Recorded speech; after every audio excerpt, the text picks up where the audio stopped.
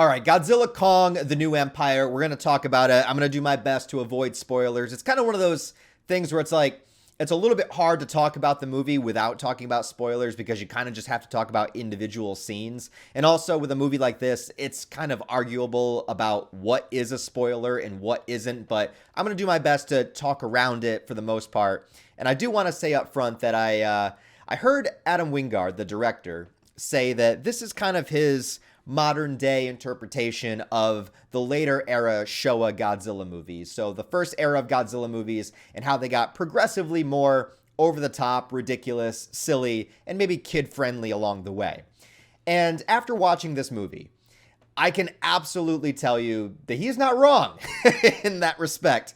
If you watched Godzilla Minus One last year, this is the polar opposite of that. Like, this is the Godzilla versus Gigan to Godzilla 1954. This is the Godzilla versus Mechagodzilla to Godzilla 1954. It is the polar opposite. But the thing I love about Godzilla so much, there's so many things I love about Godzilla, but one thing is that it has this amazing versatility where you can create a Godzilla movie to do so many different things. You can create just a balls-to-the-wall action movie. You can do a comedy. You can do a satire. You can do a serious character-driven drama like Godzilla Minus One. You can do commentaries on war, on atomic weapons. You can do so many different things. And now with the MonsterVerse and you're combining Godzilla with King Kong, and also, by the way, now at this third movie, this is the third movie that the MonsterVerse legendary King Kong has existed,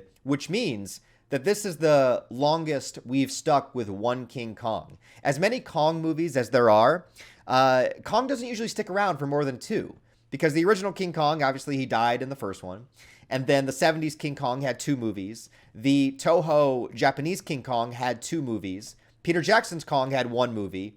So now the MonsterVerse Kong finally is in three movies. So this is the longest running canonical Kong of all time. Just throwing that out there too. But one of the other reasons I love Godzilla is because Godzilla is kind of like my comfort food. It is the thing that really takes me back to my childhood. Godzilla is something that I loved in my childhood more than anything else. And maybe it had something to do deeply psychologically within me, being a very small child, seeing this gigantic monster that didn't give a fuck and did what he wanted. I don't know what it is. Maybe there's something in there, but it has also something to do with, I think, the imagination and the fantasy of it, right? Like, I remember being a kid and seeing those Showa films and looking at, Monster Island and how it would always have this blue backdrop because all those movies were filmed inside on a stage and it would just have this backdrop to it. And there was just something about the look of it, the feel of it. It's why the Showa era is my favorite, is because it just takes me back to an earlier time. When I was a kid, I was watching these Showa movies over and over and over again. I was wearing out the tape so much, and I love that kind of stuff. And it really takes me back to that inner child that's within you that, is lost on a lot of people as they get older. And, when I need to feel something, when I go through my average quarter life crisis every couple of weeks, I go back and I rewatch a bunch of the Showa Godzilla movies, and it just centers me. It just kind of brings me back to base, and it just reminds me of the imagination that I would have as a kid.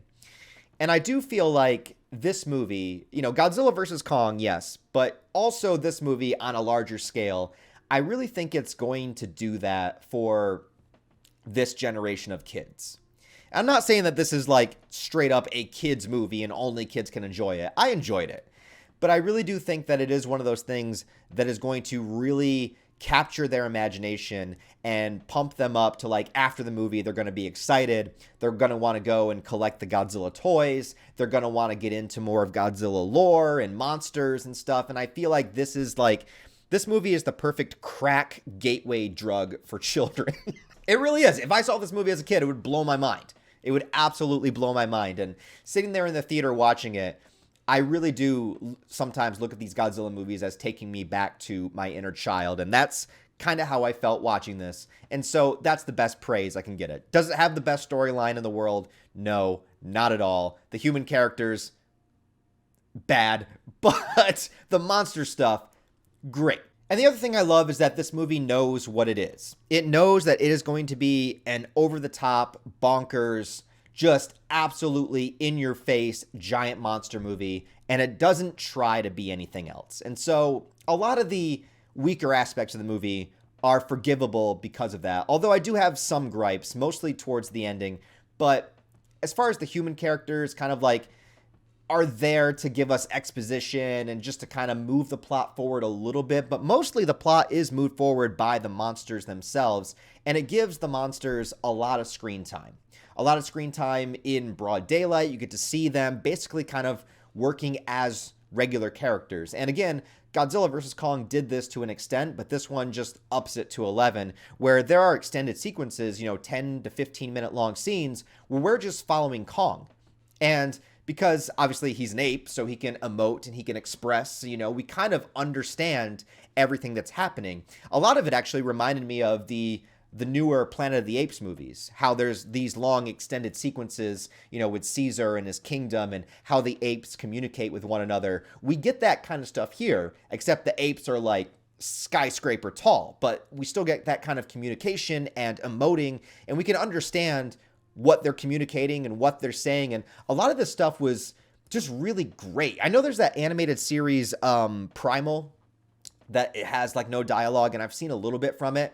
It's also kind of like that too, where it's like everything is communicated through body language, through expression, and through the aggression of what's happening. And it really does make Kong like a legitimate superhero in many ways. And I mean that with his personality. Like, Kong is a badass. He will just absolutely rip monsters apart, but he has a conscience, and he has, this capacity to forgive other creatures and stuff. And, I don't really want to spoil anything, but there's this great moment where he gives like another kaiju like a chance, like, okay, we good, we cool, and the kaiju comes back at him. He's like, all right, fine, but like he has that heart within him, right? He gave him a chance, and so there's that kind of stuff. There's a scene where Kong is seeing something happen to like another giant monster, and he intervenes. He's just a straight up superhero. Now, when it comes to Godzilla in this movie, I've heard some people complain that Godzilla doesn't have a lot of screen time, and they're right that he doesn't, but I think that it's all a matter of how you utilize Godzilla. There are some of the older Showa movies where I don't feel like Godzilla has a ton of screen time. Like, I rewatched, Godzilla versus Monster Zero, because I love that movie. I love Glenn. He's such a suave motherfucker. I wish I was like him. But like, Godzilla's not really in that movie a whole lot, but they use his presence very well. I think the same is here. And this movie gives a ton of respect and admiration to Godzilla. Like, when Godzilla is on screen, everybody shuts up. Like, this is Godzilla's world, and we're just living in it. Again, no spoilers, but where Godzilla vs. Kong left off, obviously Kong is going to live in Hollow Earth, but Godzilla is still on the Earth's surface, just kind of doing his Godzilla thing. And I like that it's in continuity with the rest of the MonsterVerse, because in King of the Monsters, they unleashed all the Titans on the Earth. And so when one starts running amok or vying for dominance, Godzilla goes to him and kicks their ass. He's still doing that in this movie. But Godzilla is kept away from a lot of the main plot, because a lot of the main plot is happening in Hollow Earth, and Godzilla, mostly for the movie, stays on the surface. So there's a lot of scenes of Godzilla kind of powering himself up or going and absorbing nuclear energy. Like, he's getting ready for battle, but he's still on the surface through the whole kind of first two acts of the movie. So his screen time is limited. But I also look at it like this. I don't know if any of you guys are Dragon Ball Z fans. Maybe some of you will be. But you know how eventually Goku got so powerful that they kind of had to take him out of the storyline for a little while until they brought him in towards the end? Like, how he's just like on Snake Way forever. So, he misses the first scuffle of the fight with the Saiyans and then comes and fights Vegeta, or how he's in a healing chamber, or how he's got the heart virus. Like, they always keep him out of the main plot for a while because, Goku's so OP that if he was there from the beginning, a lot of the problems would be solved.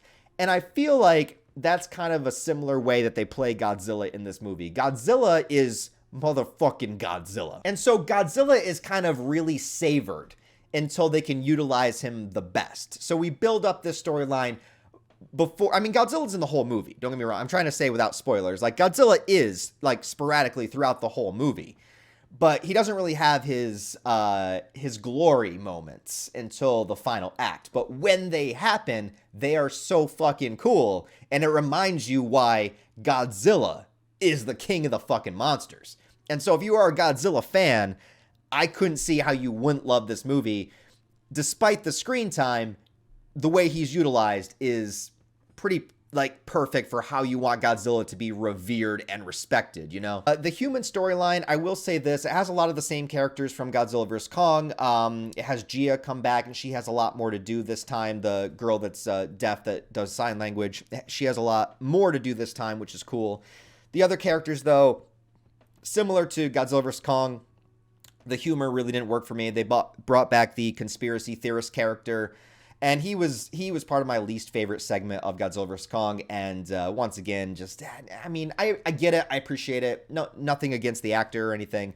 Just the humor just doesn't work for me.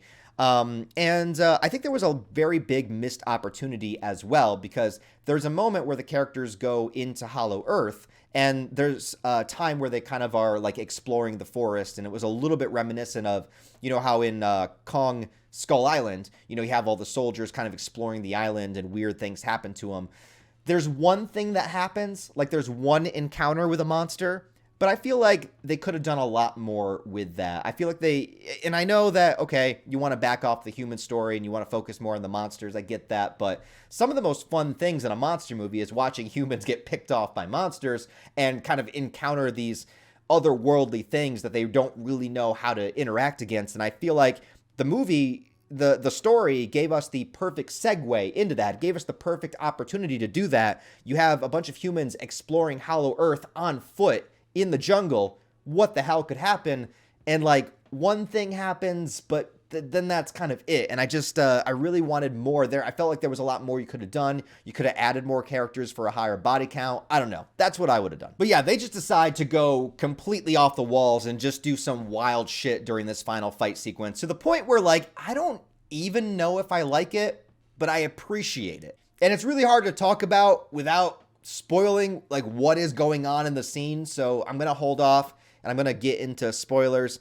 Basically, before I do though, basically what I'll say is, I mean, this movie is for Godzilla fans, like hardcore Godzilla fans, hardcore monster fans, and, you know, it'll awaken that inner child within you. But if you're looking for a deep, complex story about human emotion and, you know, the survivor's guilt of war of Godzilla -1, or the effects of atomic power in the hands of human beings and creating an oxygen destroyer, if you're looking for any of that kind of shit, that's not here. Just think about this as the modern day Godzilla vs. Megalon, but not as cool because it doesn't have Jet Jaguar. But because of this movie, and because of the last movie having Mechagodzilla, I think we're closer to having Jet Jaguar in the Monsterverse than we've ever been before. It's also weird to think that this is in the same universe as Godzilla 2014, because it's so different, but it's all canon. Even the way they make Godzilla swim in this movie with his spike sticking out of the water, that was established in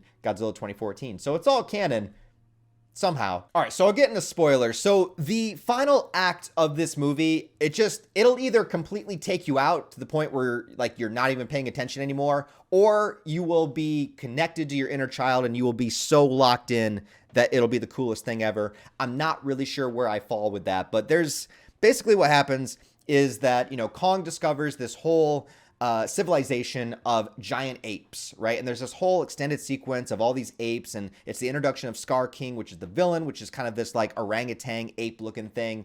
And it was a cool introduction. I enjoyed it. I like how he pointed out Kong's, you know, metal tooth and started laughing at him.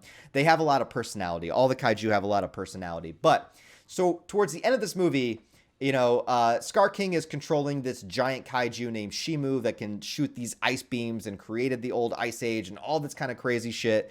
And Kong is like, you know, I need help. So he goes up to get Godzilla. I love the scene where they're in the pyramids. There's this great shot with Godzilla on a mountaintop, and then he kind of jumps off. By the way, I also like the redesign of Godzilla in this movie after his kind of power up. He goes around periodically absorbing energy and fighting other kaiju and basically like powering himself up, like giving himself a Super Saiyan boost so that he can fight, you know, what he's sensing. He's sensing that he's going to have to fight something really powerful.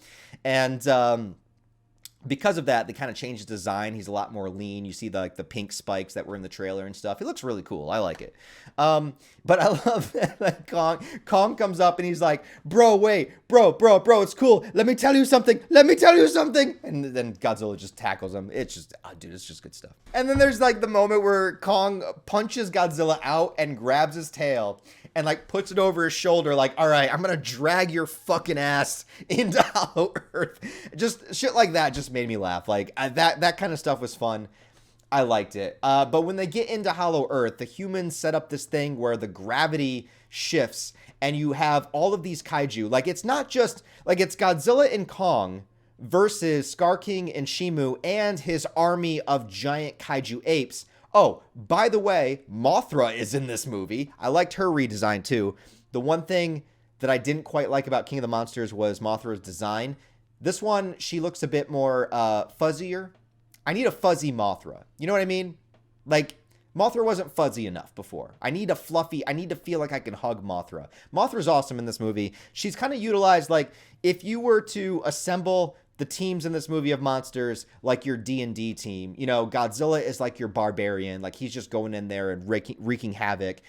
Kong, you know, he's like your trained fighter or whatever, or your brawler. And then Mothra is kind of like your wizard, where she's just kind of going around and not healing people, but she's saving the humans. And then she's like spitting the webs in the faces of the other apes and everything.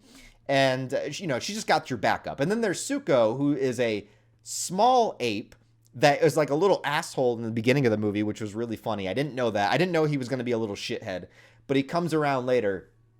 And so, like, he's got the backup. He's like your level 1 character that's just randomly with the group. Like, I don't really know what I can do, but I'm going to grab your axe and hand it to you. That's basically what he does. But the gravity's not working. And so you have all of these monsters that are like floating up into the air and like jumping, but because there's no gravity, they can basically fly. Godzilla's getting frozen in midair and then breaking out of the ice and then like swimming in the air to Zuko or to Shimu. It's just like, what is happening? Like, I don't know what's happening, but like, I can imagine that if you took a 10-year-old to this movie, they'd be losing their fucking minds. And so that's what makes it great. And then, of course, the fight goes from Hollow Earth up into civilization. And I think they did some really fun things here. Like, I liked when Scar King noticed that he was on the